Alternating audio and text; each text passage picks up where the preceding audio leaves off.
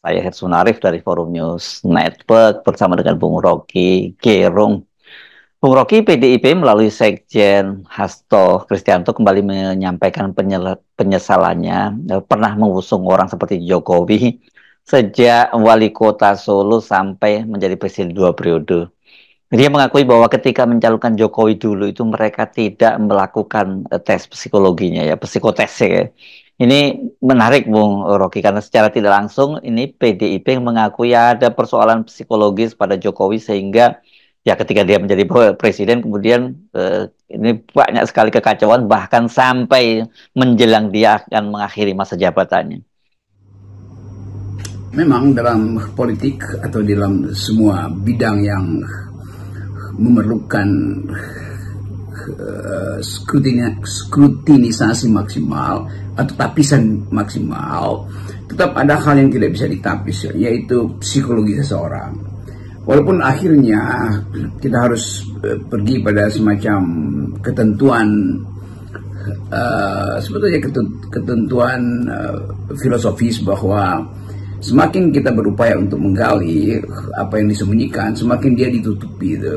Nah, itu juga yang terjadi dengan keterangan Hasto kemarin bahwa PDIP gagal untuk memprediksi psikologi atau the dark side of Jokowi psychology. Jadi bagian gelap dari psikologi Pak Jokowi karena tertutup oleh euforia. Tapi selalu di belakang hari baru kita bisa sadari itu. Hitler juga adalah orang yang lemah lembut, tapi kemudian tumbuh jadi seorang yang bengis. Mungkin juga itu tidak diperiksa psikologinya. Tapi di dalam politik kan ada hal yang bisa kita ucapkan, tetapi tidak bisa kita periksa ucapan itu. Dan itu yang disebut sebagai, karena itu kemudian maksud saya Jokowi disebut sebagai man of contradiction, yang sebetulnya dari awal bisa kita deteksi dari narasi yang dia produksi.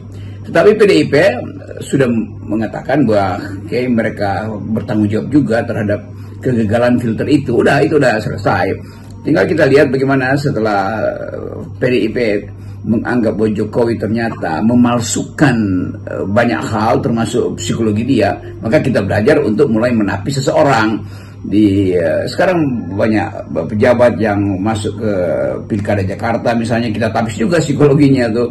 Apakah psikologi seseorang itu bisa kita kenali hanya dari prestasi dia, atau sebetulnya ada yang kita tunggu untuk diperlihatkan di dalam keadaan yang lebih kritis. Karena psikologi orang itu terbaca dalam keadaan yang lebih kritis. Dalam ilmu psikologi disebut sebagai grand situation, itu situasi batas, ketika seseorang harus kita duga dia baik apa buruk tuh, dia mampu untuk mengendalikan emosi apa tidak, dia punya kebiasaan berbohong apa tidak. Itu baru kita bisa uji dalam situasi-situasi dramatis atau situasi kritis gitu. Jadi itu awalnya begitu yang harusnya kita jadikan fondasi. Kenapa